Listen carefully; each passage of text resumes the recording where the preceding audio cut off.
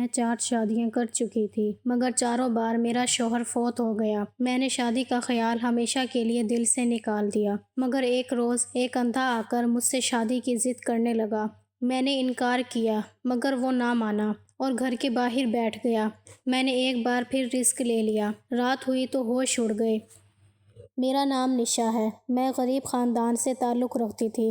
میرا پہلا شوہر عمر رسیدہ تھا۔ مجھ سے شادی ہونے کے ایک ہفتے بعد اسے دل کا دورہ پڑا اور وہ فوت ہو گیا۔ میں بیوگی کا دھبا لے کر واپس مائکے آ گئی۔ اس کے بعد میں نے جتنی بھی شادیاں کی، ہر بار کوئی نہ کوئی حادثہ ہو جاتا تھا اور میں بیوہ ہو کر مائکے آ جاتی تھی۔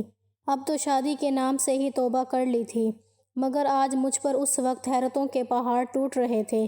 جو میرے سامنے بیٹھی میری منت سماجت کر رہی تھی کہ میں اس کے نابینا بیٹے سے شادی کر لوں۔ میں اس عورت کی حیرت کے ساتھ ساتھ اسے توجہ سے بھی دیکھ رہی تھی۔ کیا یہ عورت پاگل تھی جو میری حقیقت سے واقف ہونے کے باوجود اپنے بیٹے کا رشتہ لے کر آئی تھی؟ میں نے تعجب سے دیکھتے ہوئے ان سے کہا، آپ میرے بارے میں شاید جانتی نہیں ہیں۔ پہلے محلے داروں سے میرے بارے میں پوچھ لیں۔ مرد تو مرد، عورتیں بھی مجھ سے دور بھاگتی تھیں۔ سب کا یہ ماننا تھا کہ مجھ پر کسی جن کا سایہ ہے، جو ہر بار میرا شوہر پہلی رات میں ہی مر جاتا تھا۔ مگر جو جواب اس عورت نے مجھے دیا، وہ سن کر کچھ پل کے لیے میں حیرت سے اپنی آنکھیں بند کرنا بھول گئی تھی۔ وہ کہنے لگی کہ وہ میرے بارے میں سب کچھ جانتی ہے اور پھر بھی اپنے بیٹے کی شادی مجھ سے کروانا چاہتی ہے۔ میں نہیں جانتی تھی کہ وہ عورت اتنی بضد کیوں تھی۔ نہ تو میں کوئی حسینہ تھی، نہ ہی یہ میری پہلی شادی تھی۔ بہرحال میں نے اس عورت سے کہا کہ میں سوچ کر جواب دوں گی۔ میرے جواب پر اس عورت نے منت سماجت کی آخری حد بھی پار کر دی تھی۔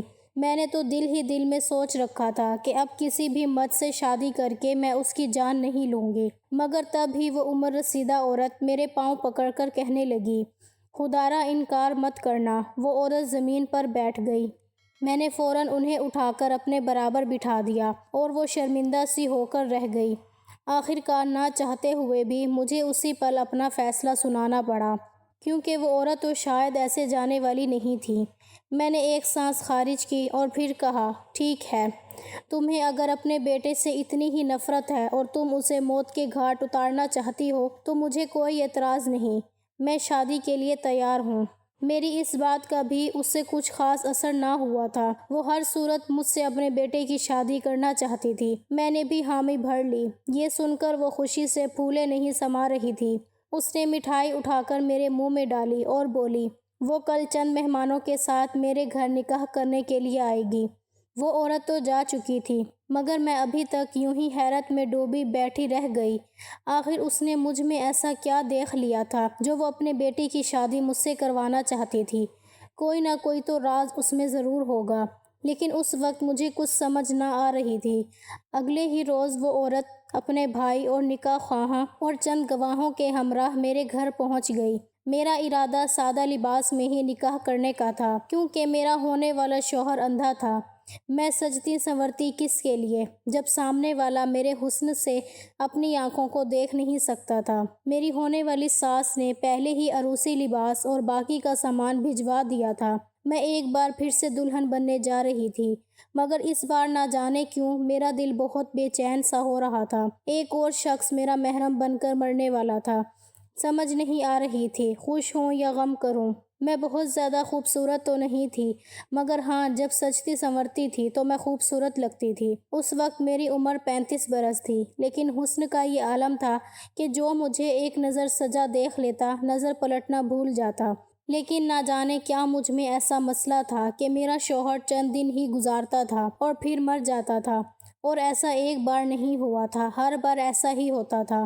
میں نہیں جانتی تھی ایسا کیوں ہوتا تھا۔ یہ بات سہنا کوئی آسان بات تو نہیں ہوتی، وہ بھی ایک عورت کے لیے، کہ اس کی زندگی میں آنے والا ہر مرد جو شوہر اور جائز رشتے کی حیثیت سے اس کی زندگی میں شامل ہو، وہ شادی کے چند دن بعد ہی مر جائیں۔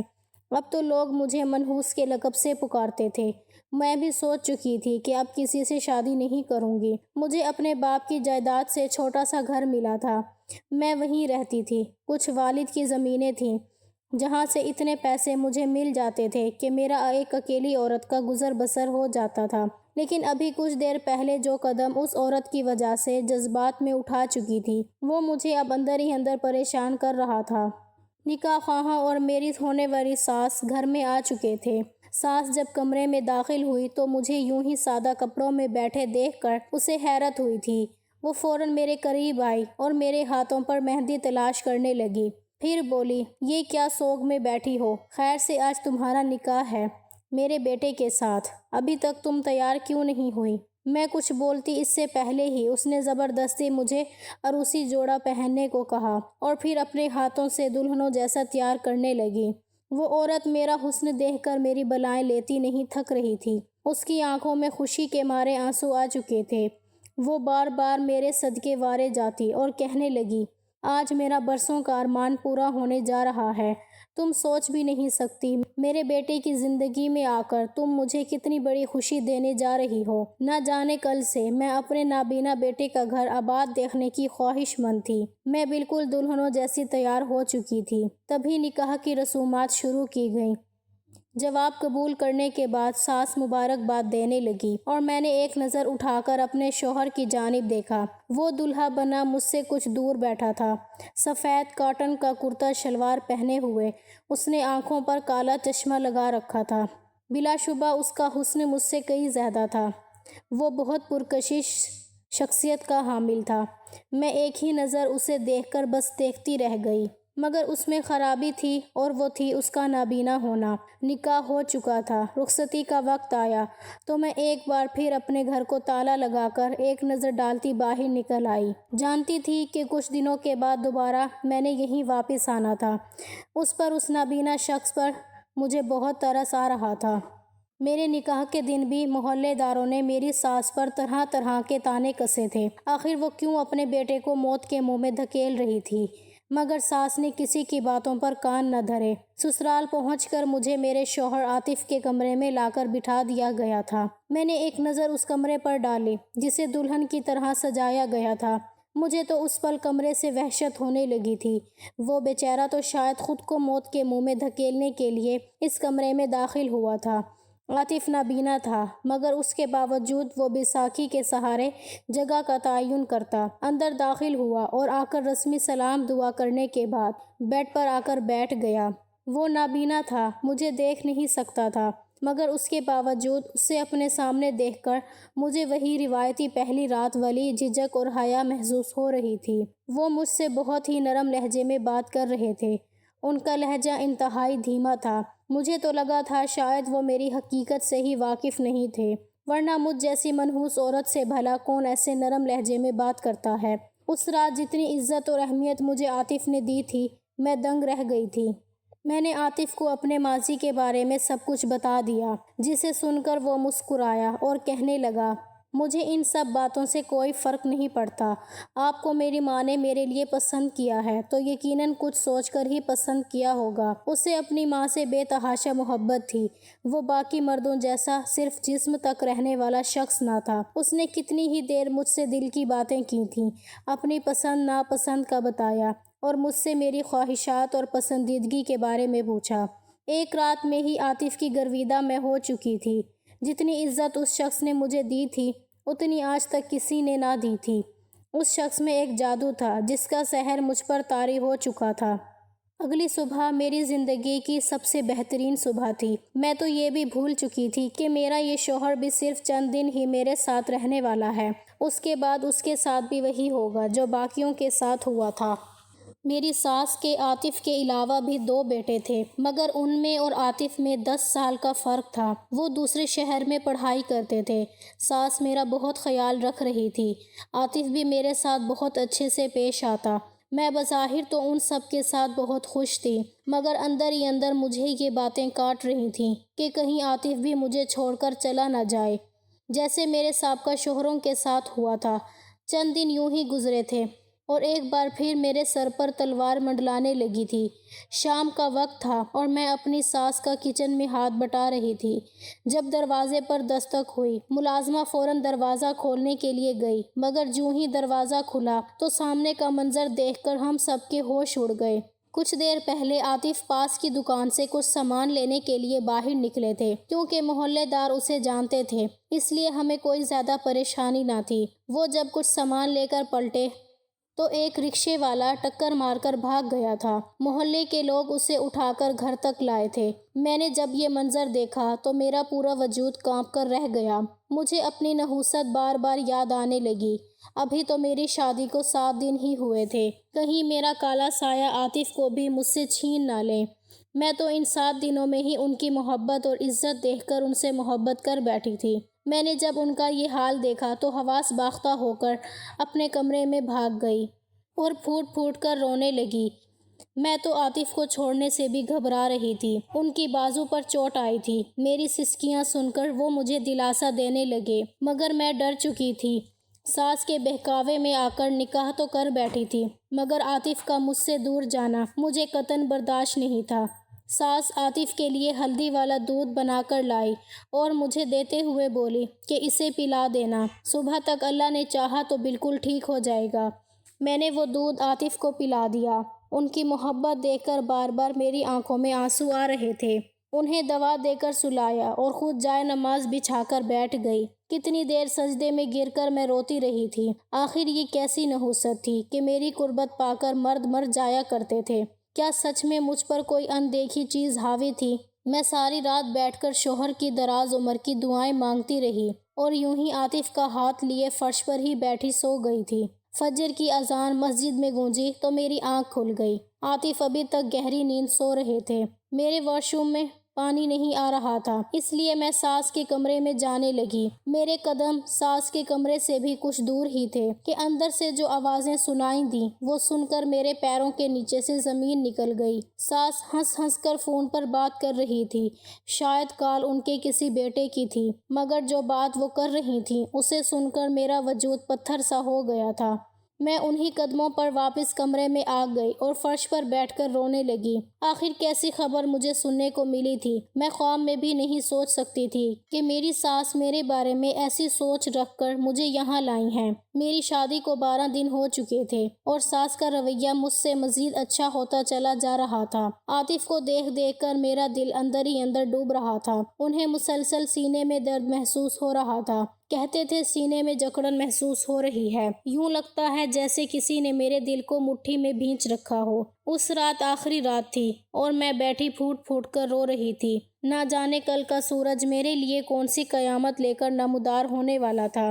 مجھے روتا دیکھ کر ساس میرے پاس آئی اور دلاسا دینے لگی۔ میں نے اس بار ساس سے کہا کہ انہیں اپنے بیٹے سے محبت نہیں تھی، کیا ان کے لیے عاطف کوئی اہمیت نہیں رکھتا؟ میرا سوال سن کر ساس کا چہرہ ایک پل کو زرد پڑ گیا۔ وہ گھبرا کر میری جانب دیکھنے لگیں۔ بولیں، آخر کس کو اپنی اولاد پیاری نہیں ہوتی؟ ان کا یہ جواب سن کر میں بولی کہ اگر ایسا تھا تو پھر کیوں اپنے نیک اور معصوم بیٹے کی شادی مجھ سے کروا دی؟ جانتی بھی ہیں کہ میری نحوست آپ کے بیٹے کی جان بھی لے سکتی ہے مگر انہیں کچھ ہو گیا تو میں خود کو کبھی معاف نہیں کر سکوں گی۔ میرے الفاظ سن کر ساس مجھے گلے لگا کر رونے لگی اور پھر بولی، بیٹی پریشان مت ہو، کل کا دن ہمارے لیے اچھا ثابت ہوگا۔ کچھ نہیں ہوگا عاطف کو، یہ بس تمہارا وہم ہے اور کچھ نہیں۔ وہ مجھے سمجھانے لگیں اور پھر وہاں سے چلی گئیں۔ عاطف بھی مجھے یقین دلانے لگا کہ ایسا کچھ نہیں ہوگا، یہ سب وہم ہے تمہارا۔ اگلا دن چڑھا تو عاطف صحیح سلامت بیٹھا تھا۔ کئی دن یوں ہی گزر گئے مگر عاطف کو کچھ نہ ہوا۔ میری حیرت کا تو کوئی ٹھکانہ ہی نہیں رہا تھا۔ میری دعائیں قبول ہو چکی تھیں۔ جب یہ کچھ کام سے گھر سے باہر گئے تو میں کچن میں ان کی پسند کا کھانا بنانے لگی۔ کچھ دن سے ساس کا رویہ میرے ساتھ اچھا رہنے لگا تھا۔ وجہ حقیقت میں کیا تھی یہ میں خود بھی ابھی تک سمجھ نہیں پائی تھی۔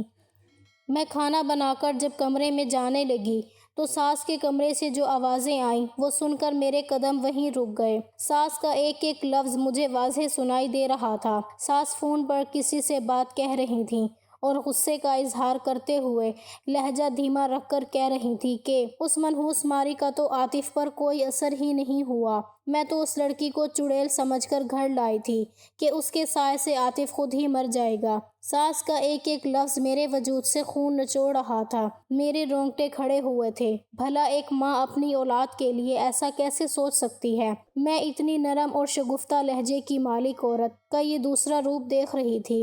دوسری جانب سے نہ جانے کیا جواب دیا گیا کہ ساس بولی، دل تو یہی چاہتا ہے عاطف کو زہر دے کر مار دوں اور الزام اس پہ لگا دوں۔ ویسے بھی جتنی افواہیں اس کے خلاف گردش کر رہی ہیں، کسی نے نہ سوال کرنا ہے، سب اسی کو الزام دیں گے اور ہمارا راستہ بھی صاف ہو جائے گا۔ وہ بہت کچھ بول رہی تھیں جسے میں سانس روکے سن رہی تھی۔ میرا دل بری طرح دھڑک رہا تھا۔ آخر ایک ماں ہو کر وہ اپنے بیٹے کو کیوں قتل کرنا چاہیں گی؟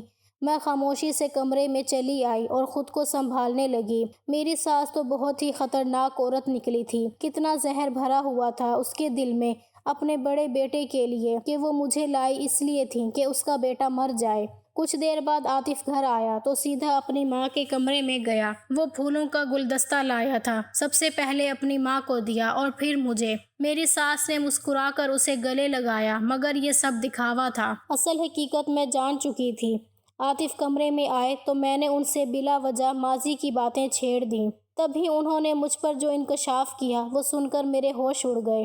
عاطف کی والدہ ایک ایکسیڈنٹ میں فوت ہو گئیں تو ان کے ابو نے عاطف کی دیکھ بھال کے لیے دوسری شادی کر لی، جس کے 2 بچے تھے۔ سسر کی ساری جائیداد عاطف کے نام تھی۔ جیسے جیسے عاطف بتا رہا تھا مجھے ساری کہانی سمجھ آ چکی تھی۔ یعنی میری سوتیلی ساس جائیداد کے لالچ میں یہ سب کر رہی تھی۔ عاطف پیدائشی نابینا نہیں تھا، بلکہ کچھ سال پہلے اس کے ساتھ ایک حادثہ ہوا تھا جس کی بنا پر اس کی بینائی چلی گئی تھی۔ مجھے عاطف پر شدید ترس آیا تھا۔ جس ماں سے وہ بے لوث محبت کرتے تھے اس نے ان کے ساتھ کتنا بڑا کھیل کھیلا تھا، وہ تو جانتے بھی نہیں تھے۔ اس سے پہلے وہ اس کے ساتھ کوئی نیا کھیل کھیلتی۔ میں نے جو کچھ سنا وہ سب کچھ عاطف کو بتا دیا۔ میرے منہ سے الفاظ سن کر عاطف ہکا بکا رہ گئے۔ اسے تو یقین ہی نہیں آ رہا تھا، مگر جب میں نے بتایا کہ یہ سب آپ کی جائیداد کے لالچ میں ہو رہا ہے تو انہوں نے مجھے تھپڑ مار دیا۔ میں سکتے کی کیفیت بس دیکھتی رہ گئی۔ وہ غصے سے آگ بگولا ہو کر مجھے باتیں سنا رہے تھے۔ پہلی بار آج عاطف کا غصہ دیکھ کر مجھے شدید صدمہ لگا تھا۔ انہیں میری کسی بھی بات پر یقین نہیں تھا۔ انہوں نے مجھے دھکے دے کر کمرے سے نکال دیا، مگر تبھی عاطف کے منہ سے خون آنے لگا۔ وہ بری طرح کھانسنے لگے۔ ان کے منہ سے خون آتا دیکھ کر میں پریشان ہو گئی اور فوراً انہیں ڈاکٹر کے پاس لے گئی۔ ڈاکٹر نے چیک اپ کیا اور ٹیسٹ کیے۔ جو بات سامنے آئی وہ جان کر میرا وجود کانپ گیا۔ عاطف بھی صدمے کی کیفیت میں تھا۔ عاطف کو زہر دیا گیا تھا اور چند گھنٹے پہلے کسی محلول میں دی گئی تھی۔ عاطف جانتا تھا اس کی سوتیلی ماں اس کے لیے کچھ دیر پہلے مرغے کی یخنی بنا کے لائی اور زبردستی منع کرنے کے باوجود پلاتی رہیں۔ انہیں ابھی بھی یقین نہیں تھا، مگر خدا کا شکر تھا کہ وہ خطرے سے باہر تھے۔ ساس اس وقت ہسپتال نہیں آئی تھی۔ ہم جب گھر گئے تو ساس خوشی سے جھوم کر بیٹے کو بتا رہی تھی کہ اس نے عاطف کو زہر دے دیا ہے، اب اس کا جنازہ ہی اس گھر سے نکلے گا۔ عاطف سب کچھ اپنے کانوں سے سن چکا تھا۔ امید تھی کہ وہ چکرا کر گر جاتے اگر میں نے نہ تھاما ہوتا۔ ساس نے ہمیں دیکھا تو بوکھلا کر اچھل پڑی۔ عاطف سب کچھ سن چکے تھے۔ ان کی آنکھوں میں حیرت و بے یقینی کے ساتھ ساتھ آنسو تھے۔ وہ بولے، اگر جائیداد چاہیے تھی تو مجھے بتا دیتی، میں سب آپ کے نام کر دیتا۔ ویسے بھی اپنے بھائیوں کا حصہ میں ان کے نام کرنے کے لیے کاغذات تیار کروا چکا تھا۔ ساس نے جب یہ سنا تو بس پتھر کی مورت بن کے رہ گئی۔ میں نے اسی وقت محلے والوں کو اکٹھا کر لیا اور سب کچھ بتا دیا۔ انہوں نے مل کر ساس کو گھر سے نکال دیا۔ وہ مرنے مارنے پر اتر آئی تھی، مگر اس کا کوئی فائدہ نہیں تھا۔ اس کا بھانڈا پھوٹ چکا تھا۔ عاطف کتنی دیر بیٹھ کر روتا رہا اور مجھ سے معافی مانگنے لگا۔ میں نے فوراً معاف کر دیا۔ کئی مہینے گزر گئے تھے انہیں صدمے سے نکلنے میں۔ زہر دینے کے جرم میں وہ سوتیلی ماں پر کیس بھی کر چکے تھے۔ آج ہماری شادی کو 4 سال گزر چکے ہیں۔ عاطف کی آنکھوں کی سرجری کے بعد وہ ٹھیک ہو چکے ہیں۔ ہماری ایک بیٹی بھی ہے۔ بس ساس جیسی عورتوں سے آج بھی پناہ مانگتی ہوں، جو پیسے کی لالچ میں اندھی ہو کر دوسروں کو برباد کرنے نکل پڑتی ہیں۔